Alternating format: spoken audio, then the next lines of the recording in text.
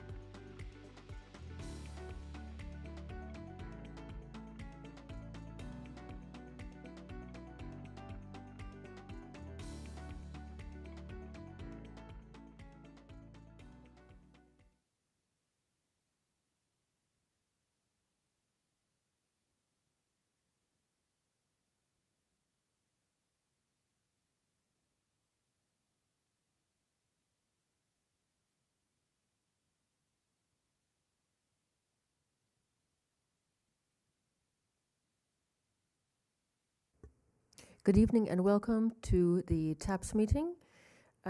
We are here today in the council chambers of the city of Pinole. Community members are, of course, welcome to join us via Zoom. And the information is on the agenda page, the first agenda page. And would the chair please lead us in the Pledge of Allegiance?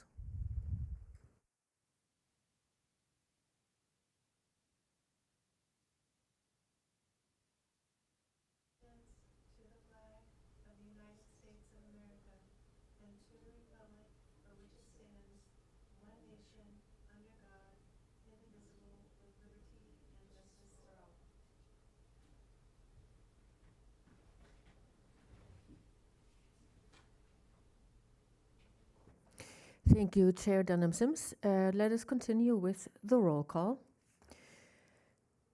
Chair Dunham-Sims. Present. Vice Chair Moriarty. I'm here. Committee Member Doyle. Present. Committee Member Pasco is absent. Thank you very much. Roll call is completed.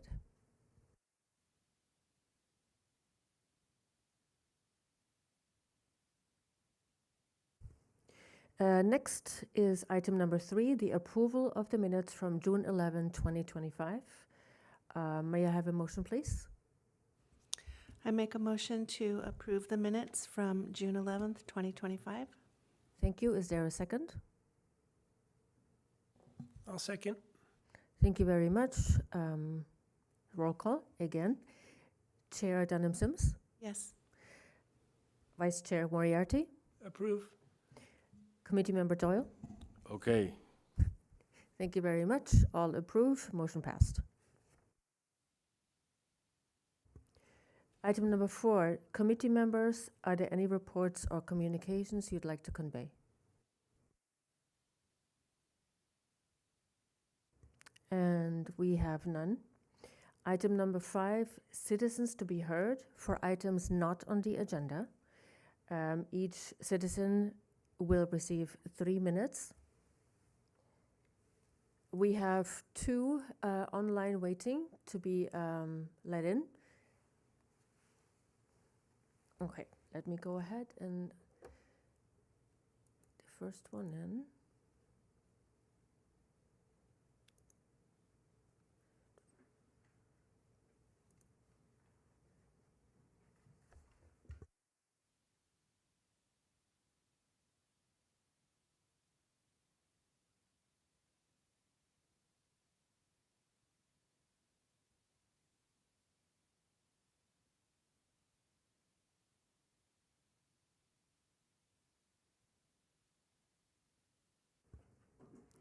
At this time, we have 1 citizen here who would like to speak.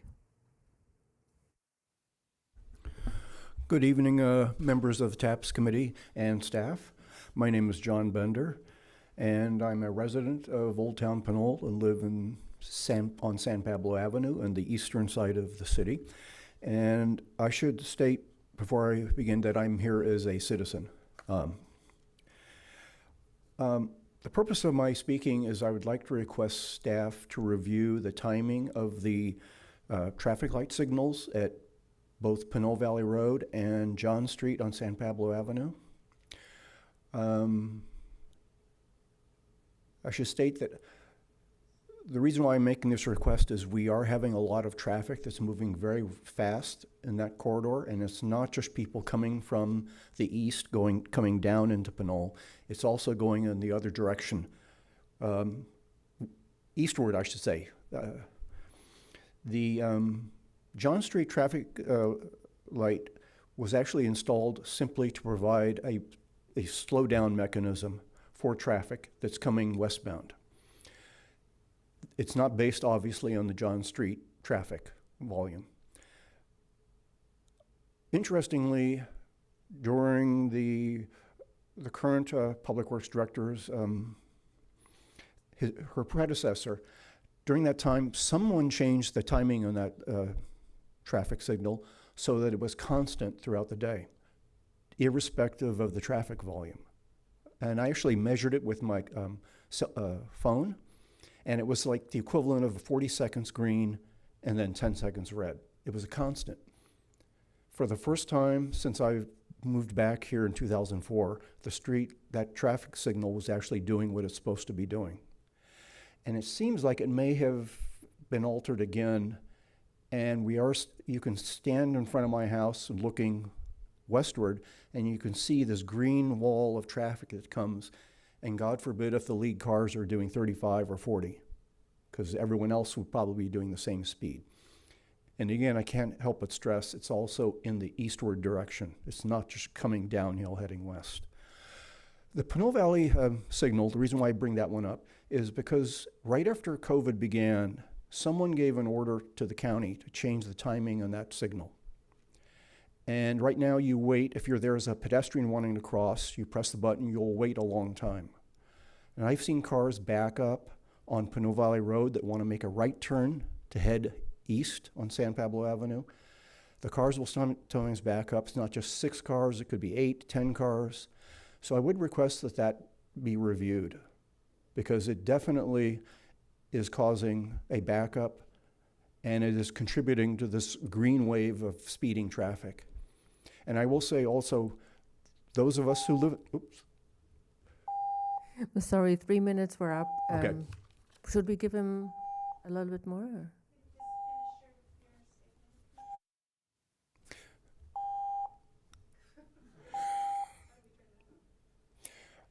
The only reason also, the other reason actually is that some of the people in their cars are impatient and they will turn right onto Rafella and roar up that street and then turn left on John Street and then peel out at John Street to San Pablo Avenue.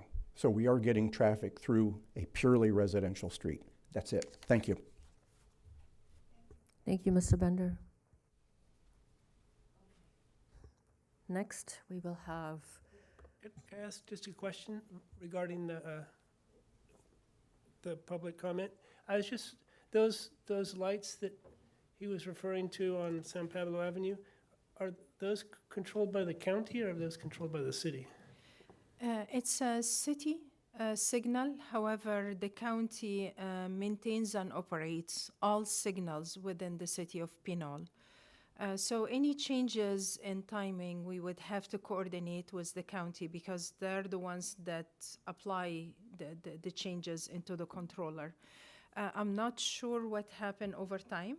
It may have changed to fix timing given the ratio between the traffic volumes on Johns versus San Pablo. So they may have shifted it to fixed timing rather than the detection. I will have to double check.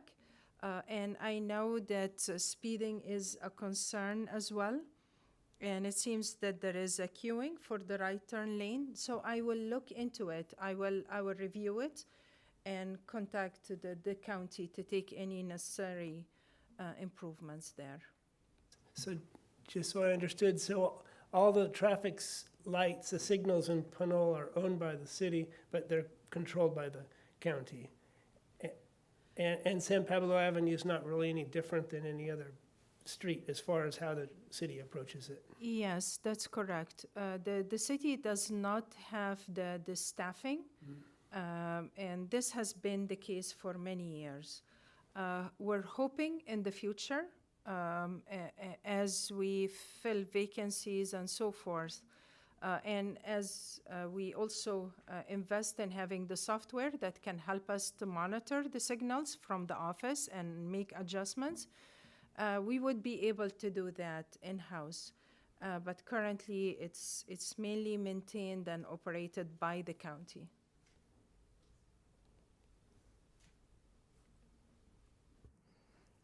thank you. And we have a caller. Mr. Butler, you may speak. You have 3 minutes. Thank you. Can you all hear me? Yes. Great.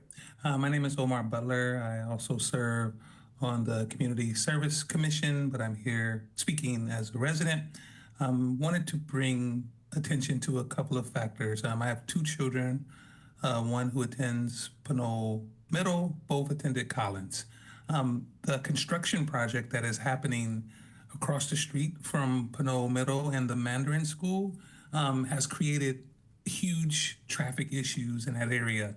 And while I understand that project was approved, it seems like there would be closer scrutiny on the hours that those construction projects, particularly the ones that affect traffic, are approved. And so, for instance, there have been numerous occasions where from 8 o'clock until the afternoon, one of the streets on Appian, from Man Drive to Terra Hills Drive, is completely shut off. And to do that in the midst of two schools' arrival time is hugely problematic. And so what ends up happening is that there's a backup essentially near San Pablo, all the way up Appian, all the way to Terra Hills and onto 80, the 80 freeway. And so it would seem that there would be closer scrutiny around the hours at which lanes would be impacted by some of these construction projects, and that there would be more attention paid to when these projects will affect traffic that's already at a standstill on regular days, because there's a lot of parents dropping off young people. There are a lot of kids walking in that area. The second thing I wanted to point out related to that is that part of the construction has actually closed the streets. And so students are being forced to walk in lanes of traffic, dodging cars, because the construction crews have essentially closed the sidewalk, a sidewalk that is heavily used by students going to the Mandarin School, going to Pinole Middle School. And so while I hope that there is something that could be done better to monitor all the elements of these approved projects and make sure that they are not adding an even more adverse situation, making it worse. But certainly going forward, that projects that are approved, there's an evaluation of how these projects will affect traffic flows, because anybody, and I don't know if any committee members have to drive up Appian, but to drive up Appian to try to access 80 East or 80 West has been a nightmare since school started. And that is something that I feel like this committee should pay close attention to. Thank you very much. Thank you, Mr. Butler. Would you like me to? Any comments or questions? If I may clarify some information about the ongoing construction. This is associated with the Appian Village residential development projects. As you know, it's the largest within the city. It has 154 townhomes and condos. We tried as much as possible to implement the improvements within the public right-of-way during the summer months when the schools are not in session. However, it relied on when the developer and his team receives some of the construction components. For example, and the coordination with the utility companies as well. On this side of the development, they built the majority of the sidewalk. It's a brand new sidewalk along Appian Way and Canyon. But some parts of the sidewalks are still open because of the underground utilities that they're still coordinating. That's why that sidewalk is closed. Students are supposed to remain on the other side of the roadway, on the side of the school. The reason the corner had some restrictions for a while, because the signal at Man and Appian Way was upgraded. And to current standards, all the poles had to be replaced and mast arms. We're changing the lane configuration on Man Drive to one through right and one left, which would actually facilitate the vehicular traffic movements out of the school and turning onto Appian. So we're expecting that operations will improve. However, we regret any inconvenience while the work is being done. To the extent possible, we try to manage the work during the summer months through our coordination with the contractor and his team, but it did not work out to be able to complete everything. So there are some inconveniences, but we're monitoring the work. Actually, our public works specialist and myself are going there tomorrow. He was there yesterday. So we're going and checking the area a number of times every week. We're keeping an eye on things, and we're directing the contractors team to make improvements as we see them.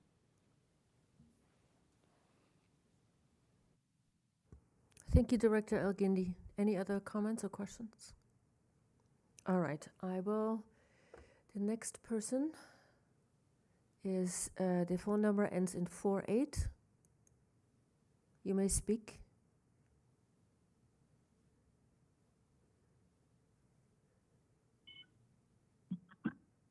Hello.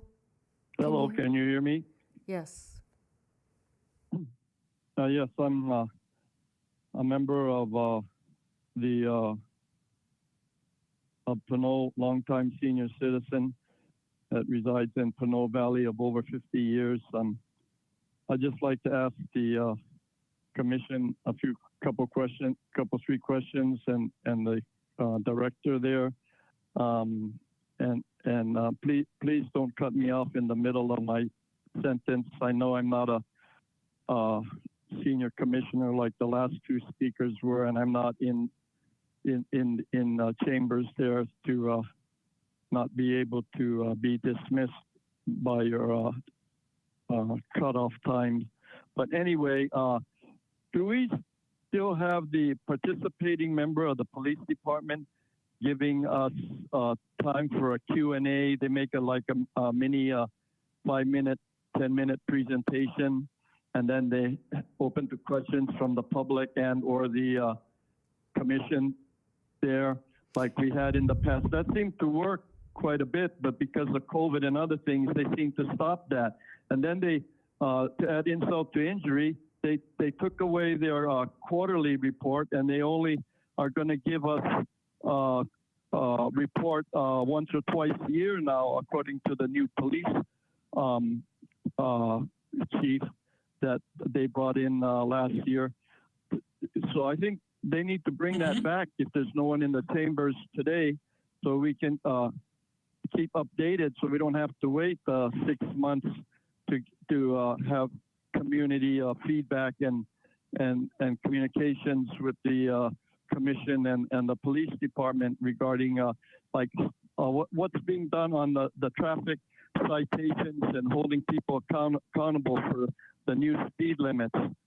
Case in point, I've seen a lot of people speeding up and down San Pablo Avenue and Pinole Valley Road, but I don't see any police officers. And believe me, I get around town on different sides of town. I don't see any police officers on Appian Way stopping and giving people citations.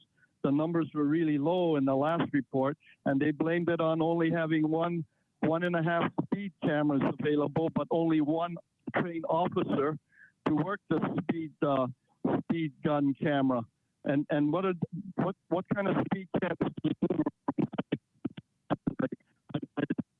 Some 30 some odd ones, but the police department told us that almost half of them weren't working, or they were supposed to be fixed or repaired. And how are they being used, and with regard to the public? And then can you work on the queuing up and down Pinole Valley Road as well, with the stoplights? And the old city council years ago was told by the planning commission they were going to remove several of the poles and underground the lines on Pinole Valley Road, and take out 2 of those traffic stoplight signals, because that could also reduce carbon emissions by 10 to 15% if they put them on the night yellow and red flashing after 8 or 9 o'clock at night till 3 or 4 in the morning. They should put it on flashing signal, not the regular yellow, green, red signals. Thank you. Thank you very much. If I may answer the Traffic Officer Eubanks could not be here today, but I am certain she will be here next time. Thank you. Yes, actually, the chief connected with me yesterday to let me know that Amy is not well and wouldn't be joining us today, but she was present during our last meeting, and she will join us again in future meetings. With regards to enforcement, we did reduce the speed limit following the study carried out by an external consultant. We implemented the reduction in the speed limits on Pinole Valley Road and San Pablo Avenue.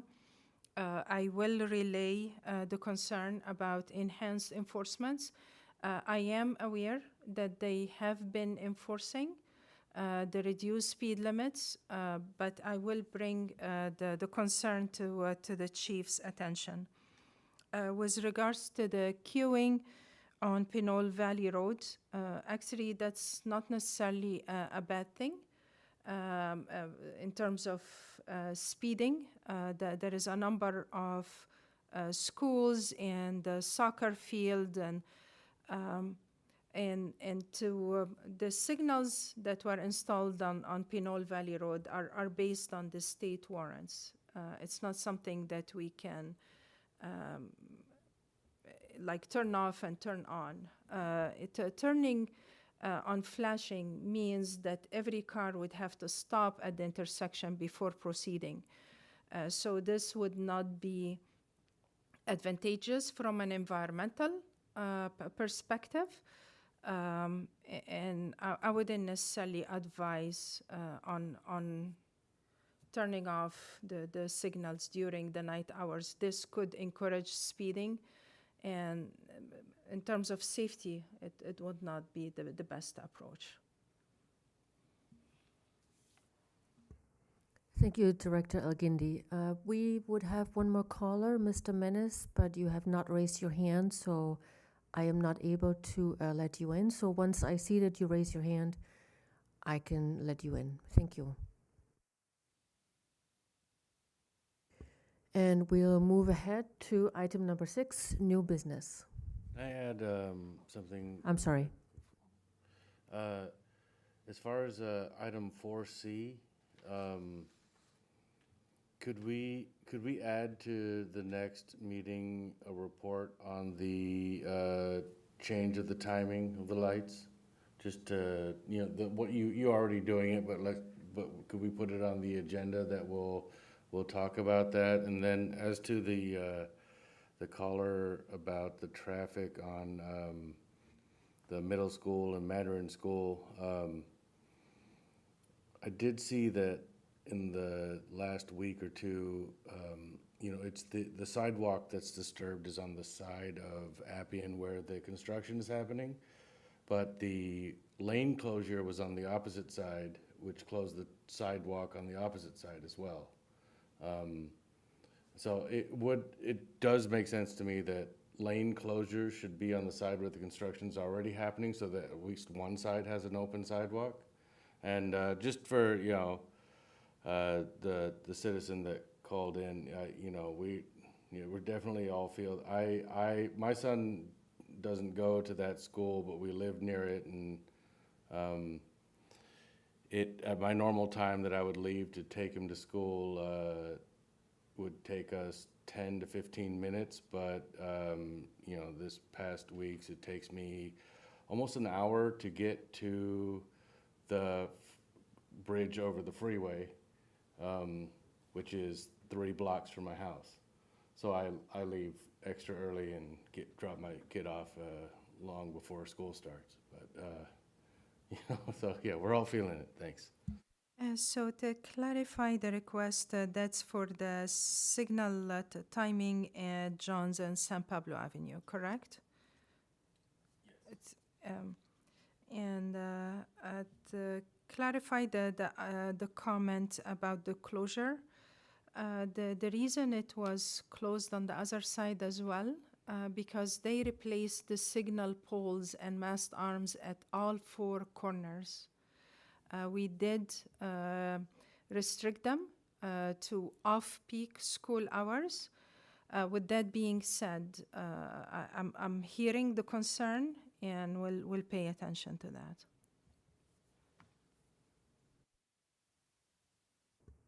Any other questions or comments?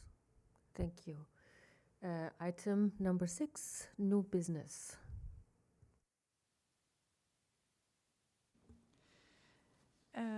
We received updates on the lane closure on southbound Appian Way at the overcrossing earlier today, early afternoon. And I forwarded a copy of it via email. I hope you've received it. It also has the plans for the project overall and some photos. That's why I wanted to share the whole packet with you. The project that they are currently working on is the widening of the sidewalk and relocation of the barrier. And the work is expected to be completed in March of 2026. We are planning to post relevant information via social media and on our website later on this week or early next week. I'm meeting with Fiona tomorrow. Would you have any questions in this regard, or? I think one of my biggest concerns over there the whole time was whether or not any repairs would include a widening of non-car traffic, so room for bicycles, wheelchairs, pedestrians, and it's good to hear that they're widening that part, so that's great news. Yes, they're widening the sidewalk. There is no addition of a bike lane, but they're widening the sidewalk.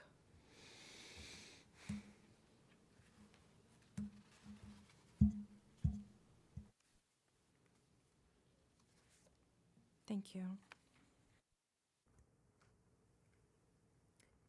And would that also include item 6B, Director? I will provide a brief presentation on item 6B, if we could please upload it.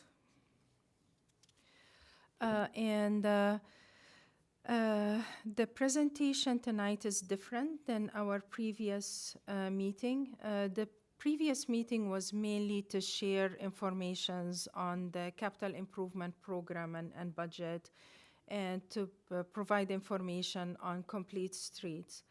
I'm hoping by having a brief presentation today is to mainly to open up the item for discussions. Before I go and update our traffic calming policy or develop a brand new one, I would like to hear your perspective. I just included a few slides to be able to open up the conversation. But I'm very much interested in hearing from you. I'm planning to email you a copy of the guidelines once I update them. They're currently scheduled to go to City Council on November 18th. So I will be emailing you a track change document or a brand new document in October. And if you'd like that we set up a special meeting to discuss it, but by all means. So the traffic calming policy was approved back in 2008, and it hasn't been updated since. Next slide, please, David. This is a project charter from the capital improvement program that I shared with you in the last meeting. And it's a new project that was established starting in fiscal year 25-26 for neighborhood traffic calming with a set budget that's already funded of 200,000 this year and 200,000 in fiscal year 26-27, and then it goes down to 150 in the following years.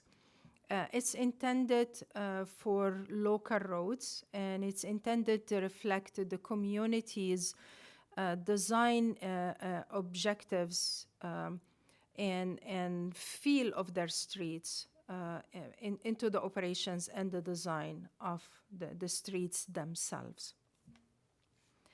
Next slide, please. Currently, per the neighborhood traffic calming policy, and actually the future revisions, whether it's a brand new document or changes or update to our existing one, it would be a policy and guidelines and traffic calming tools. Because the current document is not just a policy per se. And one of the review items that I would like to hear your input on is the consultation process itself. We currently have a petition process. Once we receive a request for traffic calming from a community member, we go out and collect and analyze the data, do a field review, and if it meets the requirements, then we send out a petition to the affected community members. And we have to reach 60% or more to be able to pursue a traffic calming project. We could possibly leave the petition process the way it is, or we could reduce it, for example, to 50+1, whichever way you would like to proceed with. Also, as part of the consultation, there is definitely consideration and input by the community, which could be via survey or a community meeting. It depends on the size of the community that would be affected by the project and the project limits. The policy currently identifies the review by the traffic committee, which refers to TAPS. So the plan would come forward for TAPS review. Given that we meet quarterly, if there is a need for a special meeting, we will definitely reach out, not to delay the process, because we're already in the fiscal year, and we would like to be able to proceed before the end of the year and complete construction. And there is also a consideration by the City Council as part of the existing process.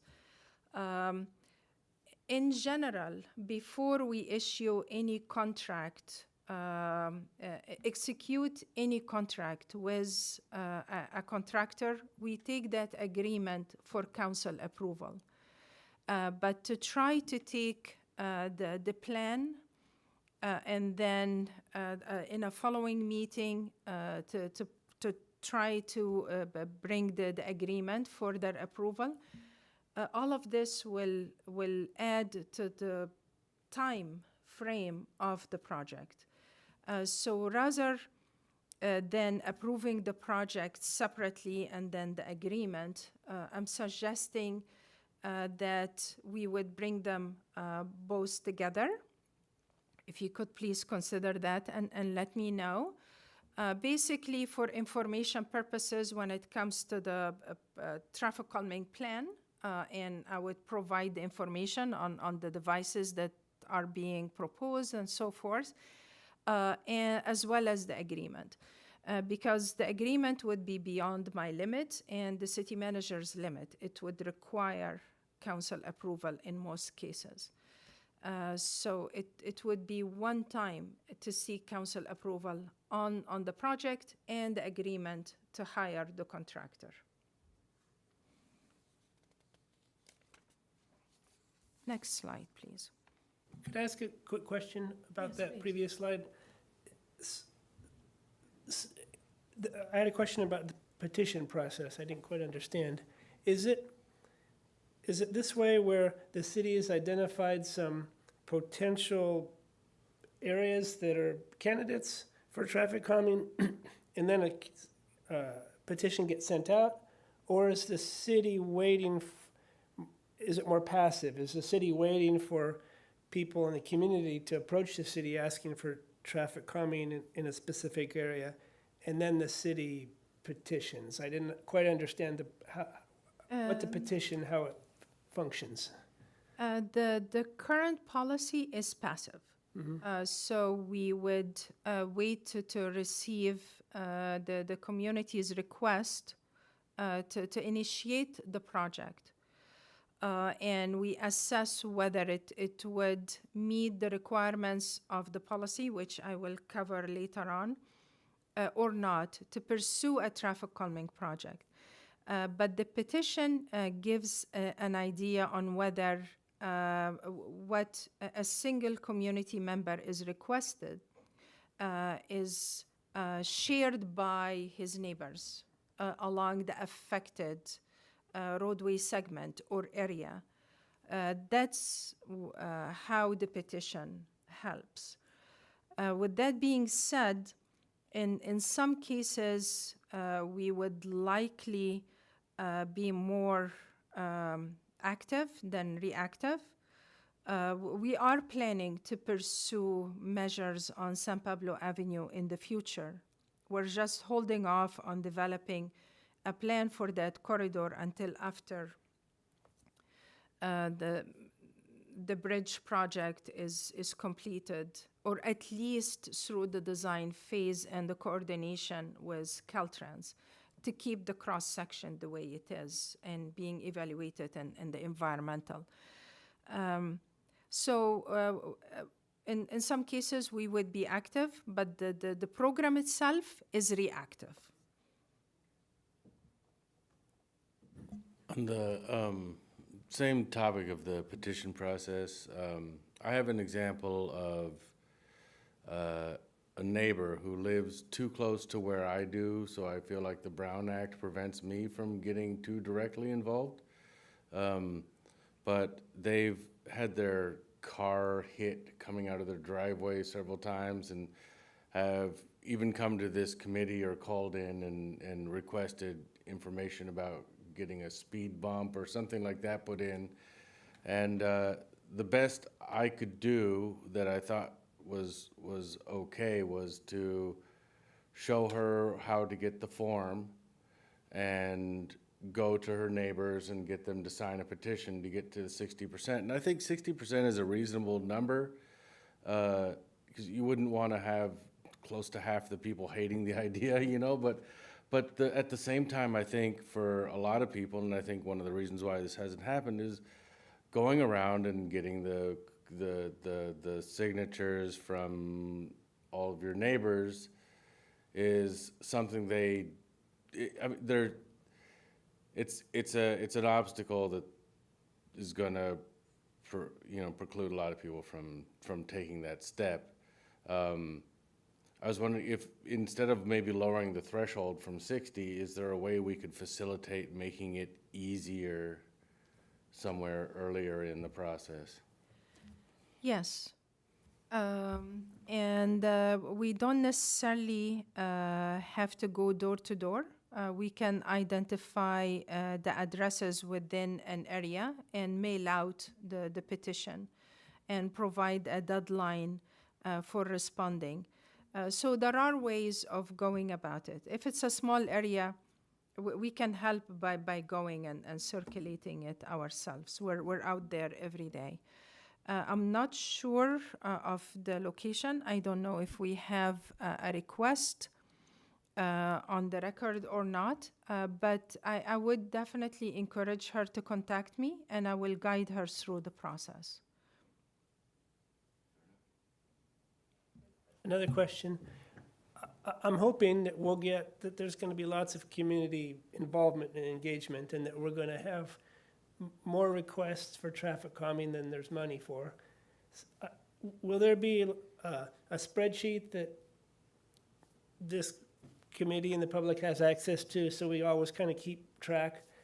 Sometimes I worry that people bring things up and then time passes and we forget. So if there's a spreadsheet so that when people bring things up, especially things that maybe pass the hurdle of the petition process, anything I think that passes that hurdle, we should keep track of. Yes.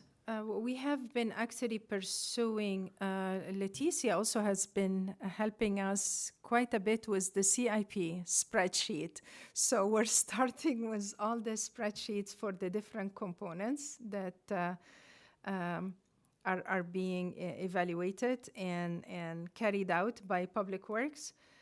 But this is something that for tracking purposes on our end, and ideally it would also be accessible for the community members so that they would know where it stands in the process. It may not end up with a traffic calming project if it doesn't meet the requirements, but at least they can access the spreadsheet and find out. This actually saves us also effort when we have such information available. There will be less phone calls and so it would be easier to manage.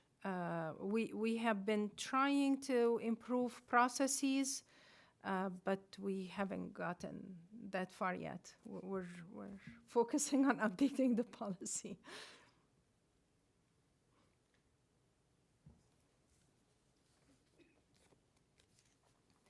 Next slide, please. What is shown on the photo, by the way, that's a diagonal diverter. I know it's kind of small and it's hard to tell, but these two, the diagonal diverter basically split the four-way intersection into two directional intersections. So the analysis that I'm hoping, and please feel free to stop me at each and every slide. This really gives me an idea about your thoughts. With regards to the analysis, currently the policy says that the roadway has to have more than 1,500 average annual daily traffic volume and 150 vehicle per hour. That's for both directions if it's a two-way street. This is a limit for Pinole that's relatively high. That's why the majority of the requests are rejected. And the suggestion here by mentioning local and minor collectors per the highway capacity manual for local streets, for example, that would bring down the daily traffic to 1,000 vehicles per day rather than 1,500. And in some neighborhoods, we have roadways designated as collectors when they really should be local. That's why I'm thinking local and minor collectors, not collectors that serve commercial developments per se, collectors within residential neighborhoods. So this is just a thought. The second item on the analysis, it has 67% of motorists exceed the 25 mile per hour speed limit. That's a very unusual percentage. The speed surveys give us data on the median, the mean, the 85th percentile. 85th percentile means that 85% of the motorists drive at or higher than this speed. So to get to the 67%, our team actually have to do it manually. Like they have the 50%, they have the 85%, and they rate it, which is not ideal. It's better if we would just utilize the 85th percentile speed from from the speed survey results. The analysis also requires that each roadway has to have one lane per direction for two-way streets, or one lane for one-way street. And I think that is somewhat restrictive because we could potentially have a road that serves a relatively low volume of traffic with 2 lanes per direction, and we would change the configuration to have 1 lane per direction and bike lanes. Some improvements that would consider to be traffic calming mechanism, but would not be allowed under this criteria.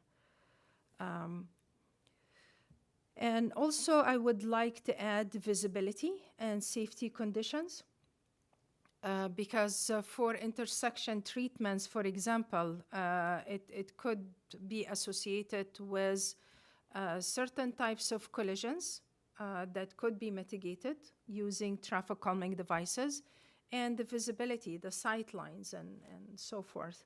So I would like to add this component to the criteria.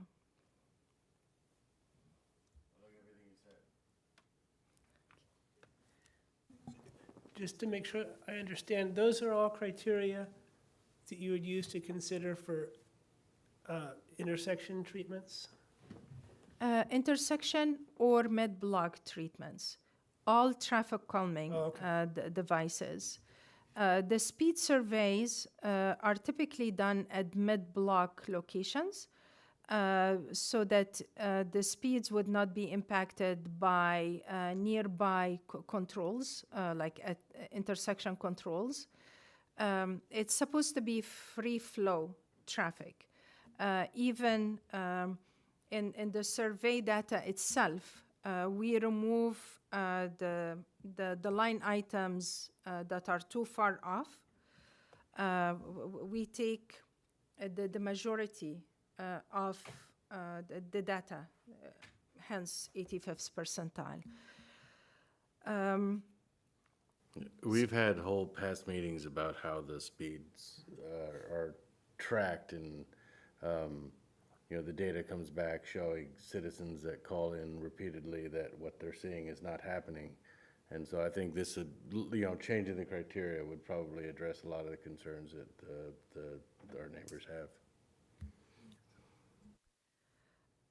The traffic calming devices themselves are usually a combination of elements at intersections as well as at mid-block locations, so that the series of devices can have an effect altogether.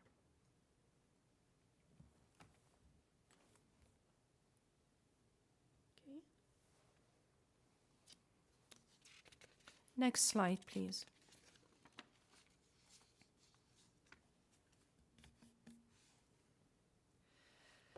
Some of these measures are mentioned in the policy document, and some aren't, but they all have effect on traffic calming.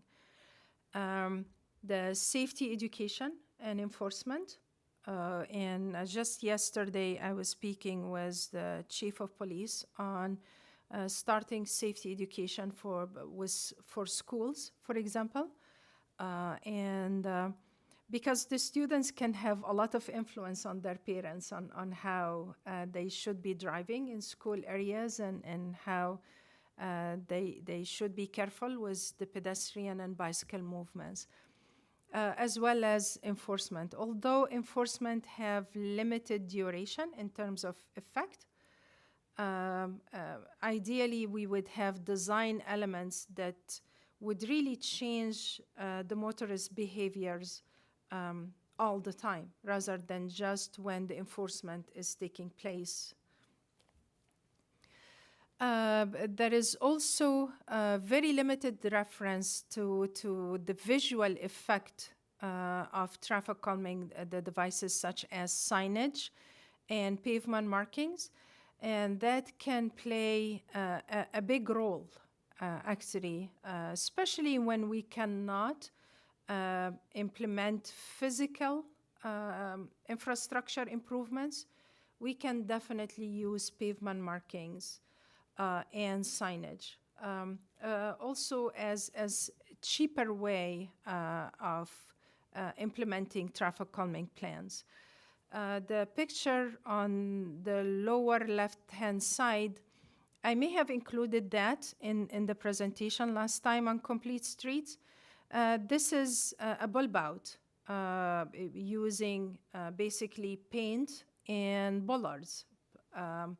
It was one of the elements that we implemented in Culver City when we implemented the bike lanes and bus lanes on Culver Boulevard.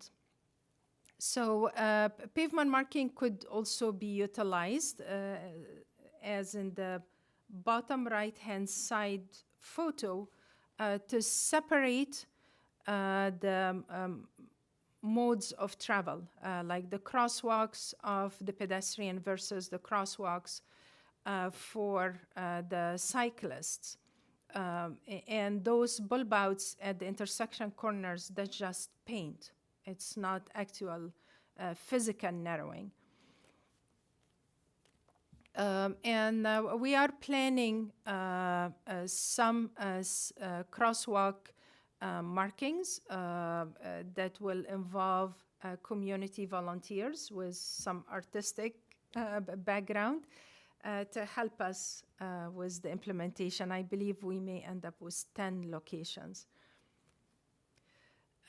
Some of them on Pinole Valley Road, so those would not happen until after the pavement rehabilitation. That's planned early in the year. But the ones on San Pablo Avenue will be done sooner. When you talk about Pinole Valley Road and pavement rehabilitation, it's not just rehabilitating the pavement, but it's bigger scope than that, right? I remember you talked about. Yes, it's a the traffic complete calming street is- project. yeah, okay. Yes. Okay. Not for the whole length of the roadway because of the cost involved, but in the vicinity of the schools and the soccer field and yes. Thanks. Multimodal facilities, and what's intended by that, like sidewalks, not necessarily bike lanes, it could be the different classes of bike facilities, included class 4 protected bike lanes or cycle tracks. So those could be implemented while changing the cross-section of the roadway, like, for example, narrowing down the motorist travel lanes to help slow down the traffic since it's going to be adjacent to the bike lanes. Definitely changing the roadway configuration to better meet the travel needs of all modes of travel is an approach.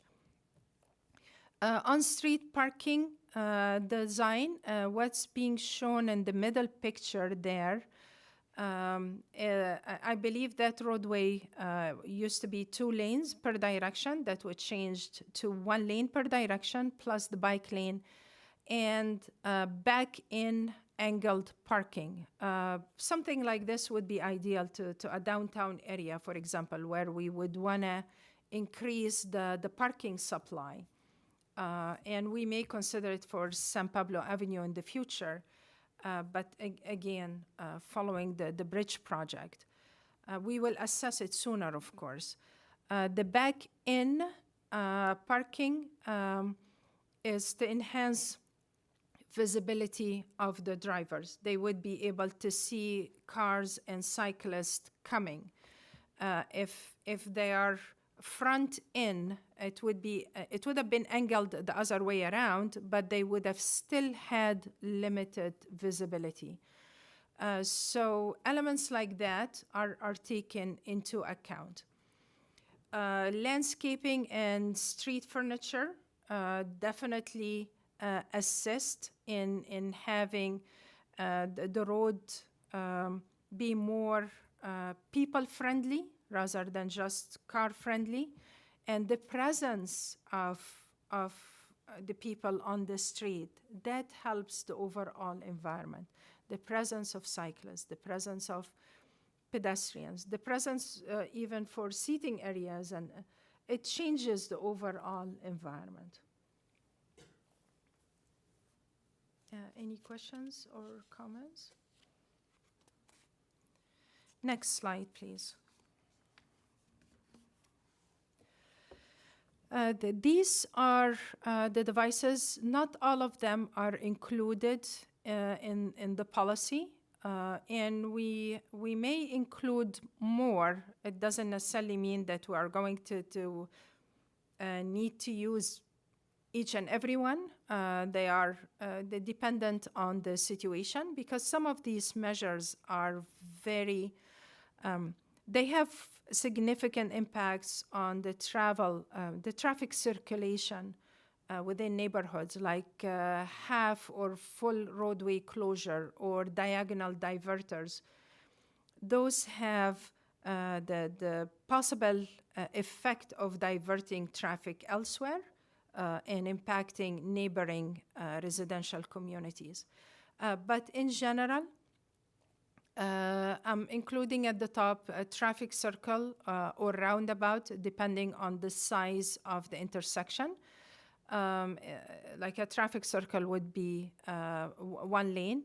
A roundabout also could be a one-lane roundabout, but the size of the intersection itself would need to accommodate the proper diameter for the roundabout, as well as the channelizing islands and so forth. So it's a bigger intersection. Center median and gateway effect, whether the center median at a mid-block location and preferably landscaped or hardscaped with proper visibility, or at the entry of local streets to provide the gateway effect. Unfortunately, I did not include a photo here.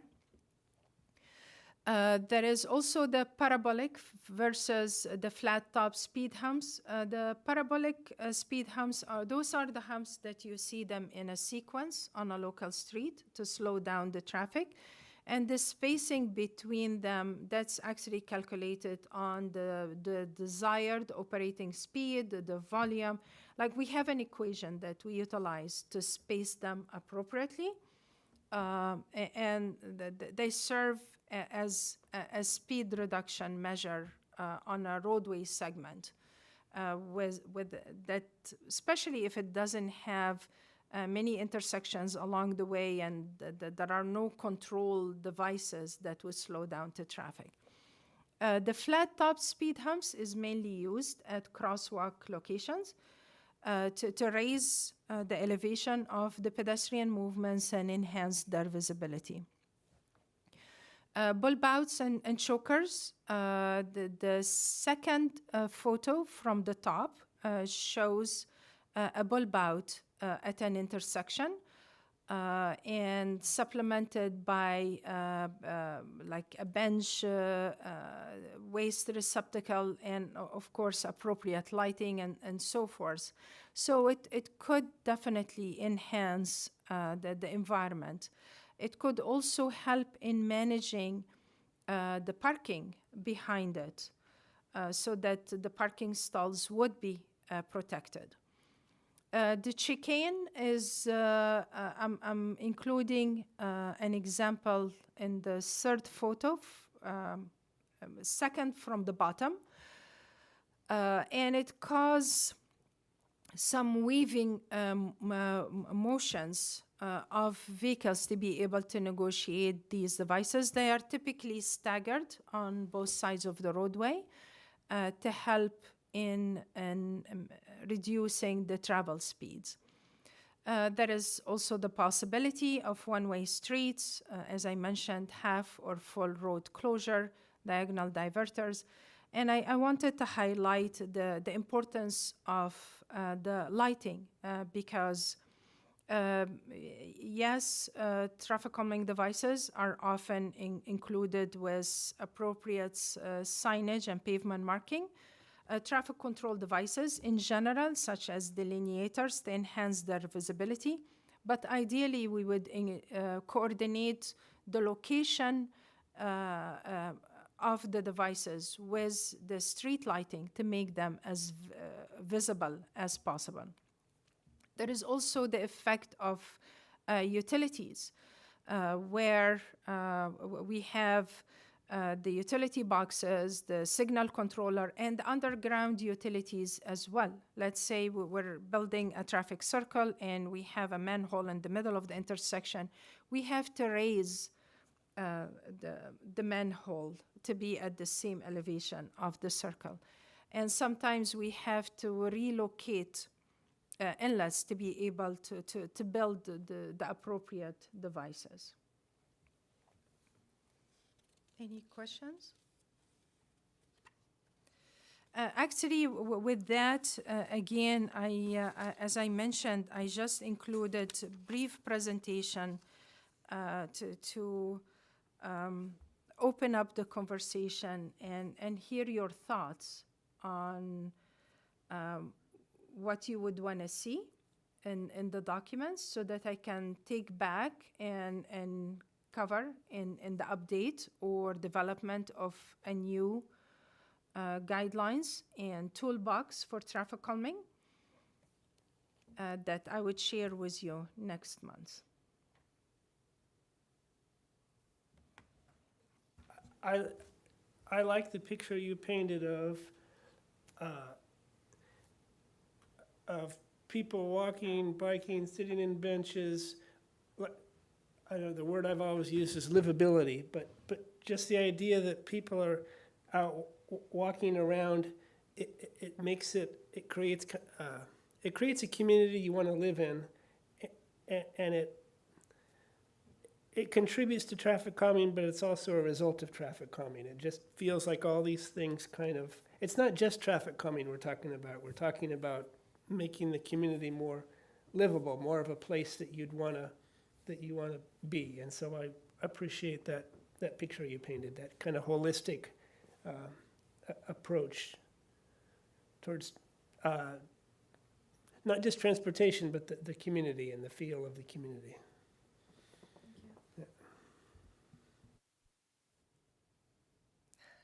Thank you. So I will proceed.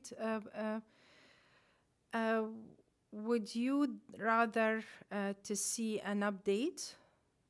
And I will likely change the majority of the document, even the title, or a brand new document, but in this case, the approval process, it would definitely have to go to City Council either way.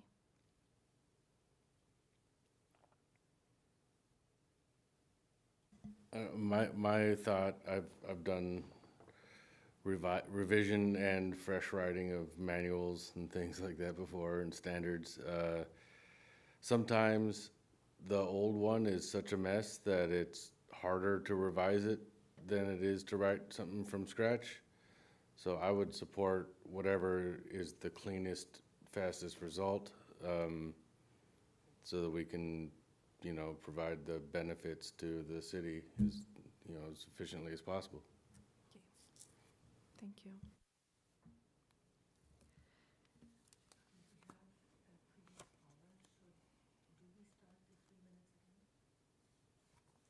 Yes.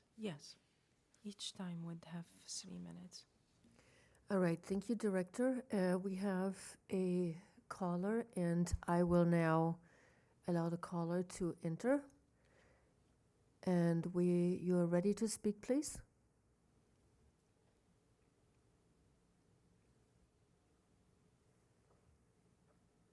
You have 3 minutes.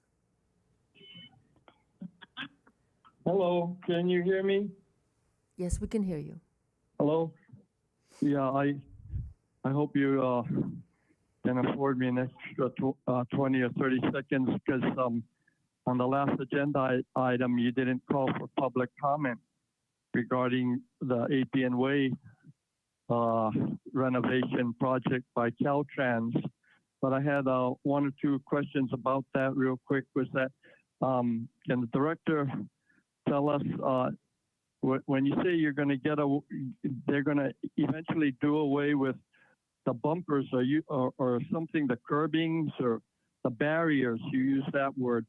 Are you talking just about the curbs and some of the temporary inflatable orange or white bumper barriers, or are you talking about the both sides of the two-way traffic walls that have been there forever, the old concrete walls that have like those portholes looking down to the bottom of the freeway, because they damaged, somebody damaged a bunch of them 2 or 3 times, and the city was only able to repair one of those strips. But there's a big aluminum temporary bars covering 2 sections of that strip on the westbound side of 80 facing Berkeley. Are they going to tear down that whole wall, or are they just going to rebuild with new concrete portholes on those aluminum strips? And why can't Caltrans do a better job on both sides of that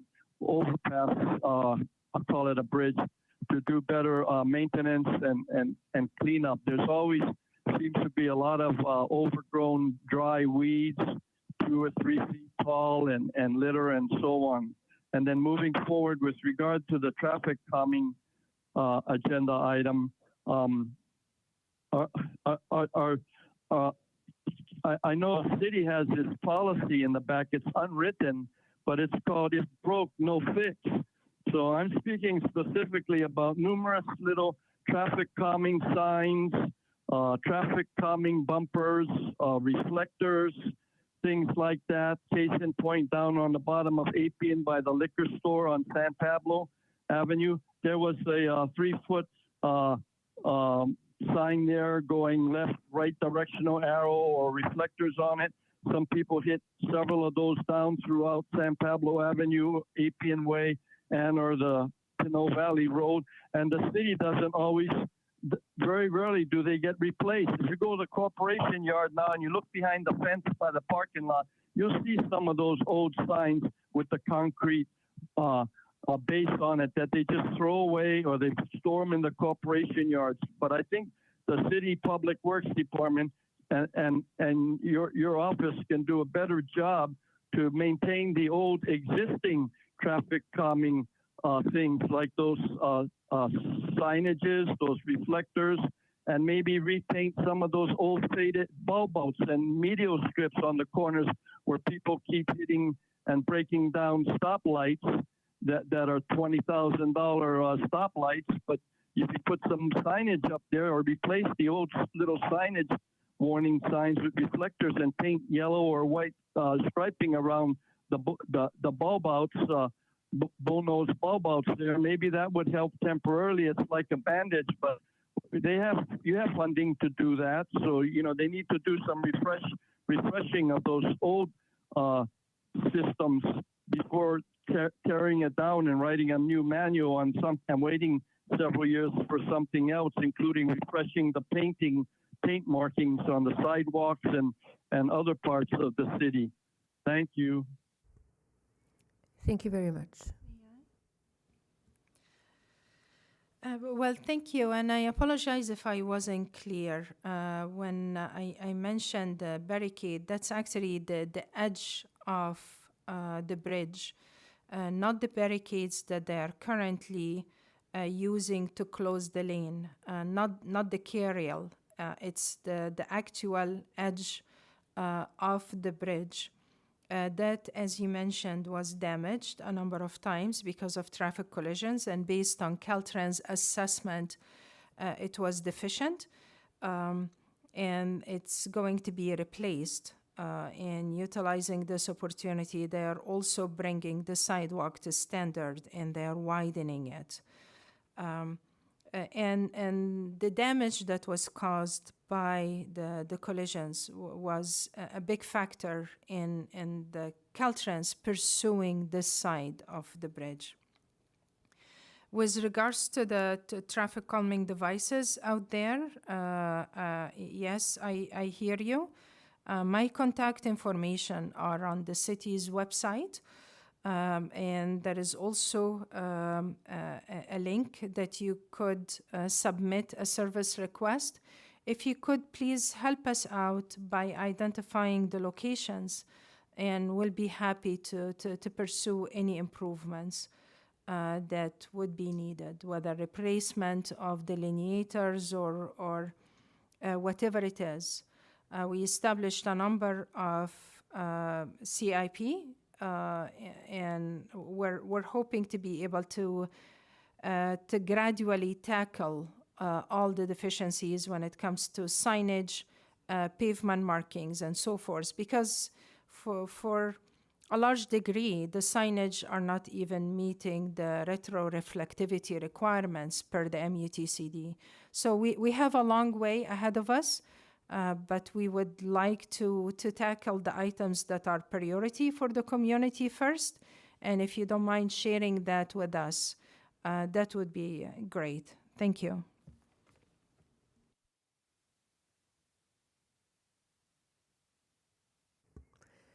All right, thank you very much, Director. And we're moving on to item 7. Anybody have any other questions or comments? Oh, I see there is a hand raised.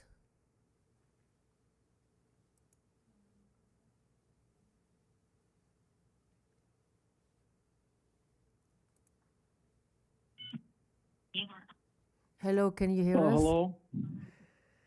Yes, I'm sorry.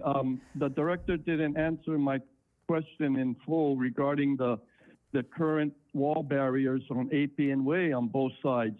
They're old concrete vintage-looking barriers, and it has 2 big aluminum bars where the accident was, or someone crashed down maybe 20 feet of a barrier there. So are those barriers just going to be with the portholes in them, looking down on either side of the freeway?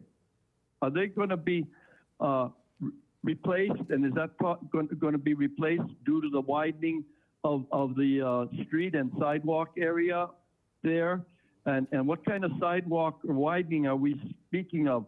Or are they going to just patch it over like they did with 1 or 2 little bars of old concrete to try and make it look like the old vintage existing look, which is pretty nice looking as I observed. Thank you.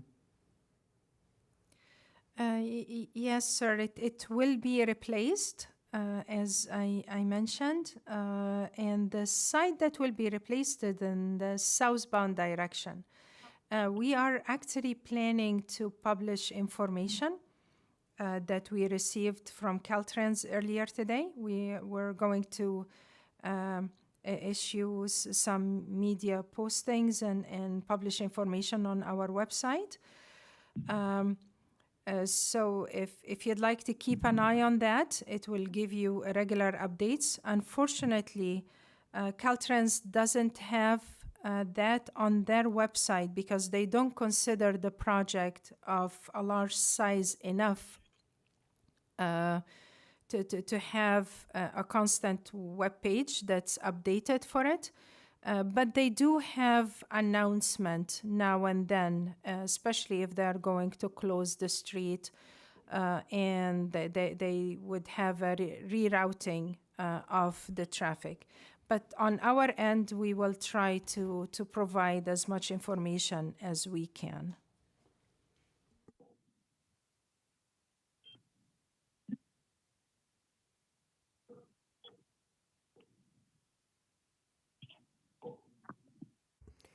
We will continue with item number 7, old business, and there is none. There are no old business. The links are being offered here for reference. in case community members would have concerns about items within the Caltrans right-of-way. We are including the link, as well as if they are in the city's right-of-way. We have a couple of links. One of them is the service request that could be reported to us, and a number of us, including myself, receive the service requests. Yes, please. I would like to add that for 7A, any citizen can report to Caltrans via their website. And the benefits of that is that you will receive the confirmations and the updates in your email. For 7B, this is very easily accomplished through the website and also on the Pinole mobile app. Just report a problem and then you describe the problem and it will get to us right away. Thank you.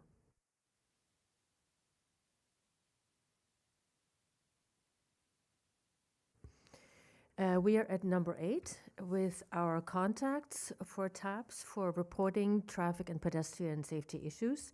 You will see our 4 TAPS committee contacts here and their emails. Please feel free to contact them at any time via emails. And any other questions or comments? Okay. We are at number 9, and I'd like our chair to adjourn us. Thank you, everyone, for joining us, and we will adjourn until our next meeting on December 10th, 2025. Thank you. Thank you, and adjournment time is 7:22 p.m.